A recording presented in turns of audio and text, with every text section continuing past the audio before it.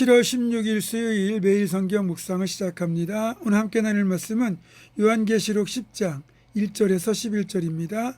요한계시록 10장 1절에서 11절의 말씀을 제가 봉독합니다. 내가 또 보니 힘센 다른 천사가 구름을 입고 하늘에서 내려오는데 그 머리 위에 무지개가 있고 그 얼굴은 해 같고 그 발은 불기둥 같으며 그 손에는 펴놓인 작은 두루마리를 들고 그 오른발은 바다를 밟고 왼발은 땅을 밟고 사자가 부르짖는 것 같이 큰 소리로 외치니 그가 외칠 때에 일곱 우레가 그 소리를 내어 말하더라. 일곱 우레가 말을 할 때에 내가 기록하려고 하다가 곧 들으니 하늘에서 소리가 나서 말하기를 일곱 우레가 말한 것을 인봉하고 기록하지 말라 하더라. 내가 본 바 바다와 땅을 밟고 서 있는 천사가 하늘을 향하여 오른손을 들고 세세토록 살아계시니 곧 하늘과 그 가운데에 있는 물건이며 땅과 그 가운데에 있는 물건이며 바다와 그 가운데에 있는 물건을 창조하신 이를 가리켜 맹세하여 이르되 지체하지 아니하리니 일곱째 천사가 소리내는 날 그의 나팔을 불려고 할 때에 하나님이 그의 종 선지자들에게 전하신 복음과 같이 하나님의 그 비밀이 이루어지리라 하더라. 하늘에서 나서 내게 들리던 음성이 또 내게 말하여 이르시되 내가 가서 바다와 땅을 밟고 서 있는 천사의 손에 펴놓인 두루마리를 가지라 하기로 내가 천사에게 나아가 작은 두루마리를 달라 한즉 천사가 이르되 갖다 먹어버리라.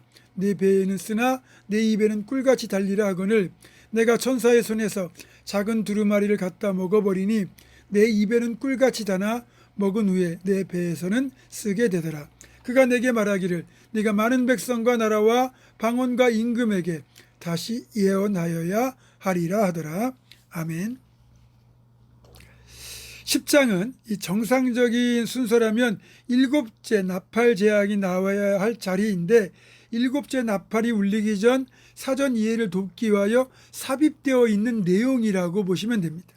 이렇게 중간에 삽입되는 내용들은 본 요한계시록의 가장 큰 관심사 중 하나인 교회와 성도들의 순환 문제를 취급하고 있습니다. 일곱째 나팔의 내용은 대접재앙의 준비 단계로 성도들의 피를 흘리게 만든 악한 바벨론을 하나님이 어떻게 복수하시는가를 재앙을 통해서 보여주시는데 이와 관련하여 짐승으로 대변되는 사탄이 어떻게 교회를 박해하는지를 10장 이하에 수록하고 있는 것입니다. 먼저 1절에 나오는 힘센 다른 천사는 보통 가브리엘 천사로 해석합니다. 가브리엘 천사의 손에 놓인 2절에 나오는 작은 두루마리가 바로 교회의 환난을 담은 책입니다.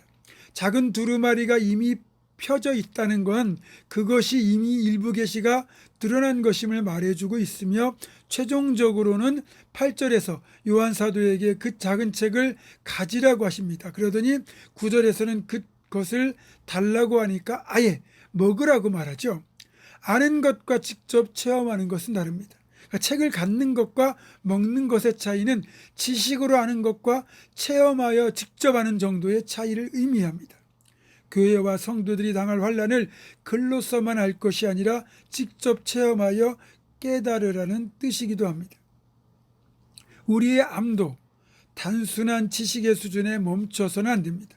경험하고 느끼고 체험하여 깨달아 아는 단계까지 나아가야 합니다. 물론 환난이나 아픔을 꼭 겪으라는 말은 아니지만 적어도 그 정도의 깊이까지 나아가려고 하는 노력이 필요하다는 거죠. 그래서 제가 예전에 주일 설교 때 머리에서 가슴으로 가슴에서 손발로라는 제목으로 설교를 한 적도 있습니다.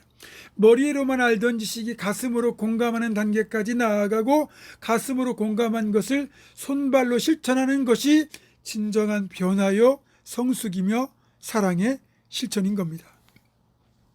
문제는 이 작은 두루마리, 이 작은 칡을 입에 넣을 때는 달콤했는데 배에 들어가니까 너무나도 쓴 겁니다. 입에는 달고 배에는 쓰다. 이게 무슨 뜻일까요? 이것을 이렇게 해석해야 됩니다. 마지막 때에 일어날 일들 그리고 그 과정에서 믿음을 가진 성도들이 겪어야 할 고난의 시간과 박해의 내용을 알게 된 것 자체는 무척 기쁜 일인데 즉 입에서는 달콤한데 사실 그 내용을 들여다보니 차마 아픔 없이는 읽어낼 수 없는 엄청난 고난과 박해의 아픔이 거기 들어있기 때문입니다. 그래서 배에서는 매우 쓰게 느껴지는 거죠. 그러면 이런 고난과 박해를 성도들로 하여금 격도로 가시는 이유는 무엇일까요?